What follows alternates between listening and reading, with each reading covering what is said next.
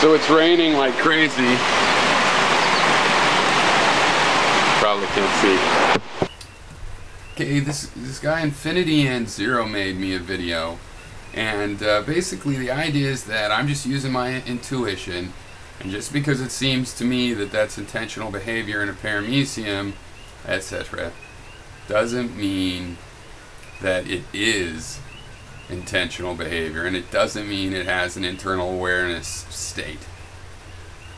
I know that. I'm not saying that it is that way. I'm saying it seems that way. To beat that, you have to come up with something that seems more likely. It seems more likely, it doesn't matter, isn't going to do it. It seems like it's not complicated enough. There's millions of types of molecules in a paramecium. And millions of passageway, chemical pathways and message systems, circulation systems. It's complicated. It's more complicated than our computers. People are like, oh, the computers might get it, but those things are too simple. Well, they're, news to you, they're more complicated, and there's a reason that, you know, microbiologists still can find things to research. Seems to me you guys are more on the intuition side.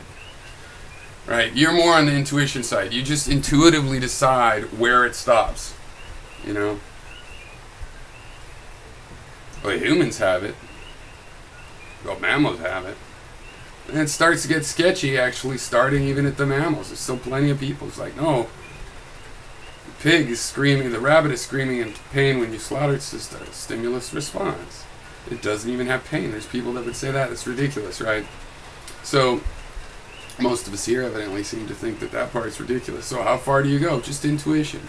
Nah, I can't imagine it in a worm. Can't imagine. Okay, this guy Infinity and Zero made a video to me on, and basically just, there's probably other aspects to it, but on the one hand, he's saying I'm using intuition and getting things backwards. I'm just using my intuition that they have internal awareness.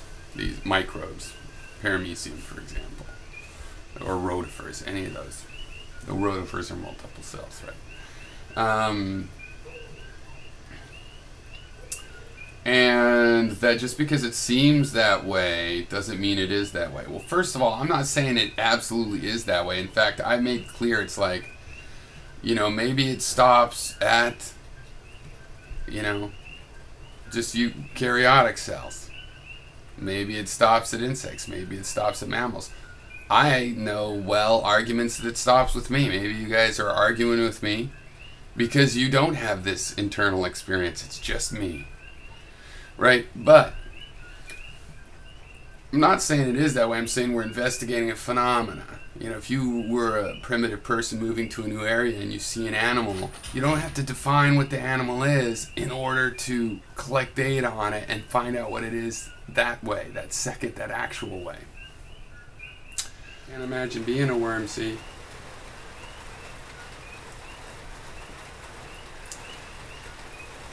Well, there's a basic logical system that I'm using. Okay, I'm not saying it is this way, I'm saying it seems this way. To the contrary, I've said it might stop who knows where. Because, I don't know, it doesn't stop with me. You know, maybe you guys are arguing with me on things like this and about willpower. Maybe I'm the only one with an internal experience. And I'm the only one that actually has real choices, for all I know. But follow me now. This situation. I'm juggling and I'm paying attention to what I'm doing. I'm also videotaping me at the same time. So I have a third, and out, you know, like I'm looking at someone else, but it's me. And I remember being there. I can make a correlation. I can say, look, that kind. I have at least there exists one case where that sort of behavior is related to an internal experience. There does exist one. And here's basically what I'm saying. I see the behavior, living behavior. You want to act like that's vague. Well, then how come when you're looking through a microscope at a bunch of specks of fluff, before you even have very high-powered ones, you can recognize the stuff is alive? And then the whole idea of, well, it just coincidentally looks like, you know, like behavior as we understand it. Coincidentally, it's related. It's our cousins and has DNA, it turns out later. Now, here's how my reasoning is working. Remembering the solipsist problem. I don't even know you have this. So if I use some idea to grant that you have it, it can't just be, well, I might as well or else people won't like me.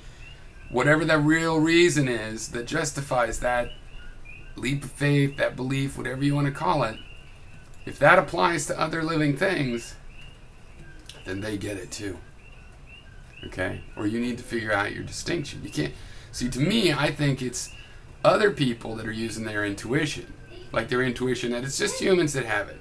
Their intuition that, oh, it's just mammals that have it. Their intuition that, oh, well, maybe, you know, lizards have it. Okay, anything with the pulse. Thea Dragon Spirit, I think, said that. Not that specific thing, but used the pulse example as a criteria. That's what seems like it takes intuition. I feel like, yeah, my dog. I don't think a snake. You know, that sounds like intuition. Because the way I see it is this. Okay, now follow this. Let's say I juggle. I do some experience. I pay attention. I collect my memory of it. I also videotape it. Right? I watch the videotape. Now I have both impressions. I can compare them. You know, I have the advantage of being able to replay the videotape. I can replay my memory, but I'm, you know, more likely I'm altering it more. But still, I have this comparison, these two elements. And I can look at myself in the videotape and say, ah, that kind of behavior, here's how I felt. And I can say, at least in one case, there exists one X such that behaving that way was coincident with this internal feeling. One example. Only example I can have because I'm the only one that I can feel my own internal space. Right? It does exist one sort of case. The question is then, do I think that there might be more than one? Does somebody else have that? Well, we have the gift of language, and we've relayed enough information. Sure seems like it. Okay? Well, what about the animals? How do you keep giving it? Where do you stop?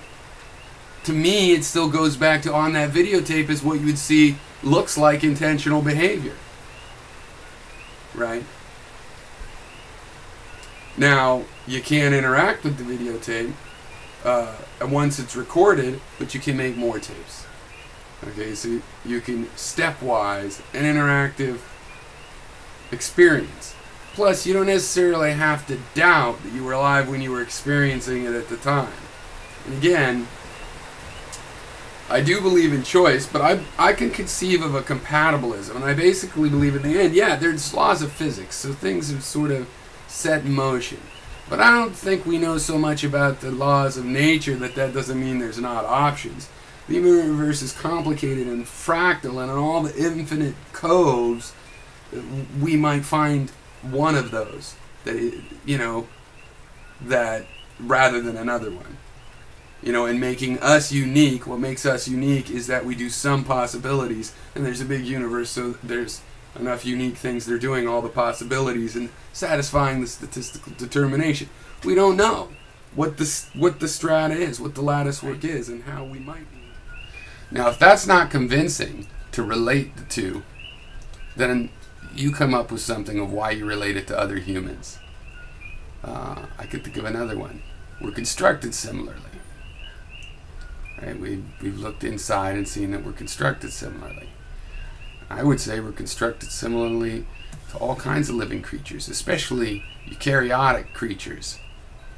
They all have digestion, they eat, they have things they wince from and things they're attracted to, and they move in very complicated ways. Everybody's saying, oh, but they're too simple. They're not simple. They're more complicated than any computer. You guys don't go around bitching computers are so simple. It's like anti-life. It's like, no, that little tiny speck can't do it, but computers probably could. They're more complicated than a computer. There's millions of types of chemicals in a paramecium, with millions of each type of molecule as well. Very complicated. Rotifers have like 1,000 cells. They've got eyes, light sensors. Right? Pretty much all the exciting stuff has happened by the microbial world. the large single cells and the small rotifers, the smallest animals. And that's what they call them, animals, which is weird, but I think they use a pretty general term, animal. Is and how we might be able to crawl along it.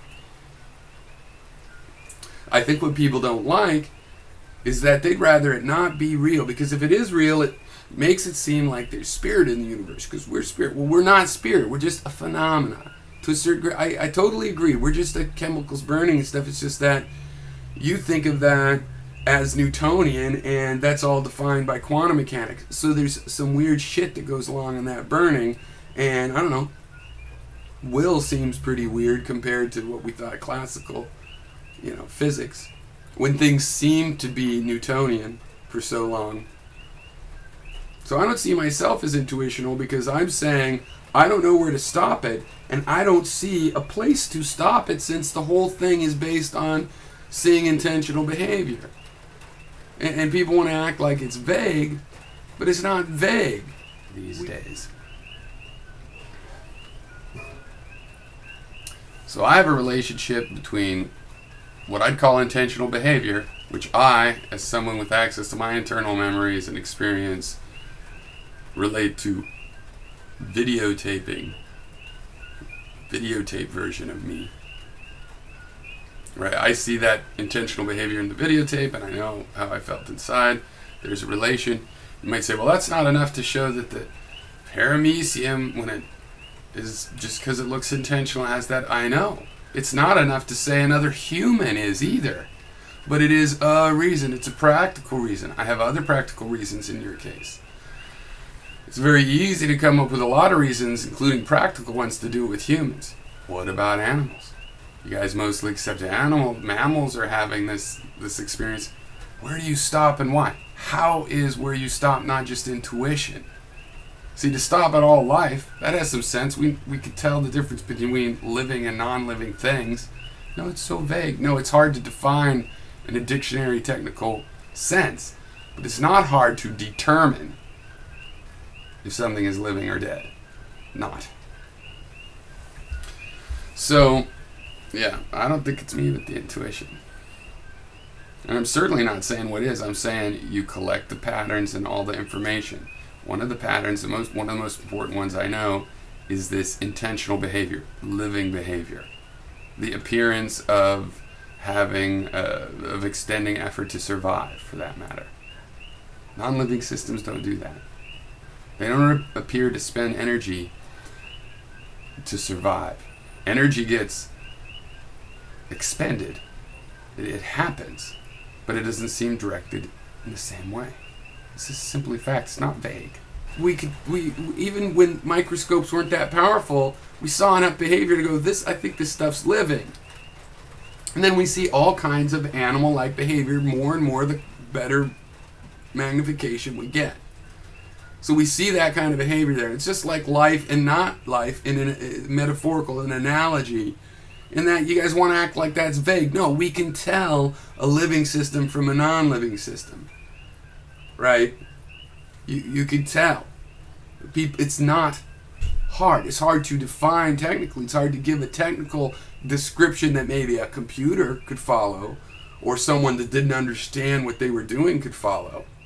But it's not hard for someone that understands what they're looking for to discriminate between living and non-living, and it's by behavior. And you can see that by, for example, the controversy about whether viruses are alive or what that means. Because when they're out on their own, they're like they're just in a frozen state, like a seed with DNA in it. It's not till they hit a cell, go inside the cell, that they come to life and start working in the cell. So are they alive or not? Well, what's the question? The question is because when they're out on their own, they don't behave like a living thing. When they're inside the cell, they behave like a part of the cell. Right? So they behave like they're living when they're inside of the cell, but so we think of the cell as a unit, okay. But obviously we know the cell has been infected. It acts like a little creature inside the cell. It comes alive then. It goes into a dormant sleep out here. And what is the confusion? What's the controversy? That behavior. We can tell that behavior of living, non-living. So we're trying to find out, well, how can we tell? I mean, stop arguing with if we could tell when things are one way or the other. And then let's figure out how we could tell, and then we'll go correct the ones that we mistold. Right? We'll figure out how we could tell that something's living or not living, and that'll tell us information about everything else we're discussing. But anyway, my main thing is, one, I'm not saying it is this way. It starts with me. I see logical reasons for its humans, similar construction, etc., etc. Animal structure. I see the similarity being eukaryotic.